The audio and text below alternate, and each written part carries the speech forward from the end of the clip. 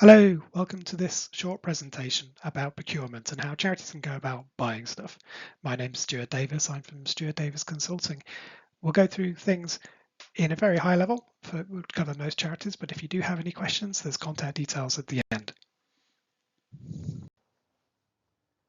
So the big question is, how do I buy stuff?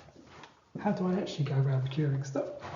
Make sure my charity gets the best deal, and that process is systematic, so it always happens. The other thing you need to know, of course, is some donors will demand that you follow a process. Those big governmental donors, they're the usual suspects. So if it's in your agreement, go and check what their process is and make sure you follow that to the letter. But if you don't have that in place, there is a generic one that you can follow, and I'm going to talk you through that relatively quickly over the next few minutes. So a really basic procurement process will follow this. It will split your types of things you're buying into three broad categories. There's the small amounts, stuff that's under £1,000. You don't have to have more than really basic controls around that. Medium amounts, usually around £1,000 to £10,000. And the general concept is that you should go and get 3 quotes from a supplier for those different things. And for large amounts that are over £10,000, you should really do a full tender process so you know you're getting what you're paying for and your money's being well spent. Now these amounts can vary. If your risk appetite is that you should have a smaller amount, that's fine. If you have tons of money in the bank and you don't mind about the smaller amounts, change these to something that's more suitable for you.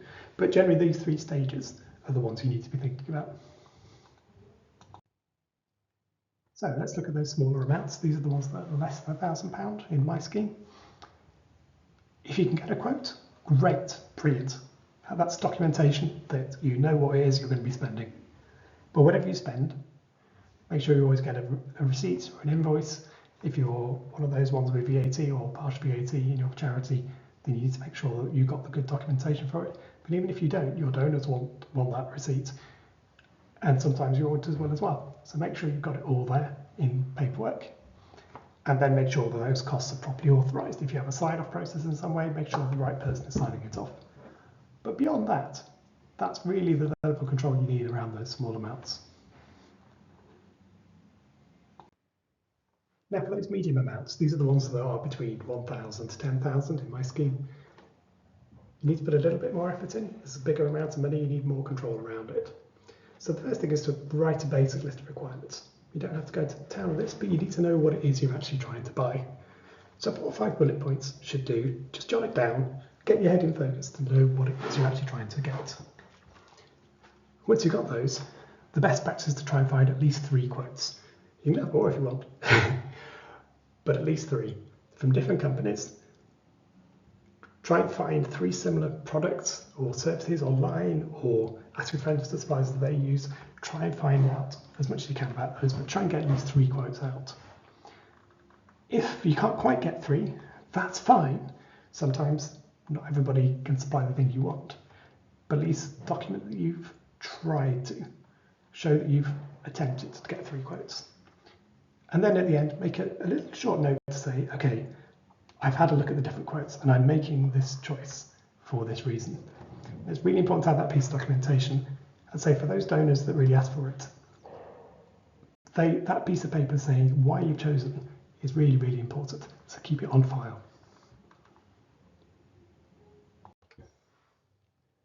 Now for those larger amounts, the larger amounts that are over £10,000. Now these are the biggest amounts. They're going to need to have the biggest controls.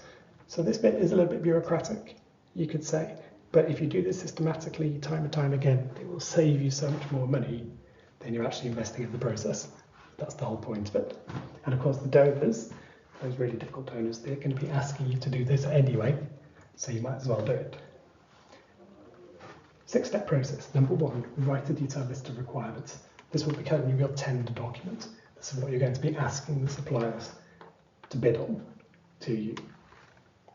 So this needs to be quite detailed. It can't just be 5 or 6 bullet points. It needs to be a good page long, and it needs to say exactly what it is you definitely need.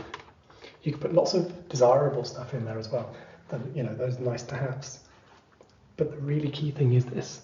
It needs to drill down to say, if this doesn't happen, this is going to be a failure.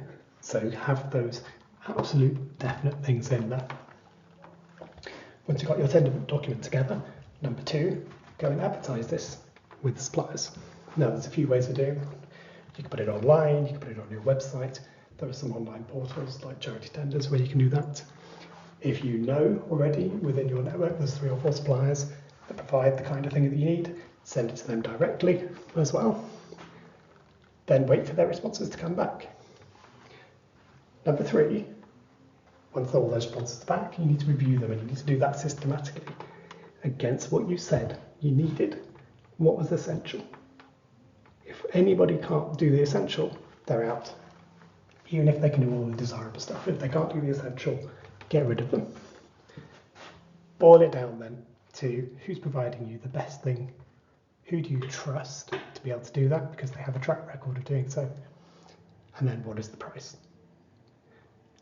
Once you've decided that, number 4, as before, document your choice. Put it on a piece of paper saying, I've gone through these. This is my assessment. This is my choice at the end. Then number 5, this is really important, have that approved. If you're the most senior person in the charity, great, fantastic. If you're not, get it approved, because again, that documentation for the donors, for the auditors is so key. It's good to have it signed off. It's a large amount. And then once you're all happy, get it into a contract. Write it down, get the supplier to agree that they're going to give you the things that you said were essential. The desirable stuff you can put in as well, but you definitely want the essential stuff, and it's the supplier duty to give it to you. So you want to sign an agreement saying so, and at the price you agreed. That's the thing that will hold you in a court of law if anything goes wrong.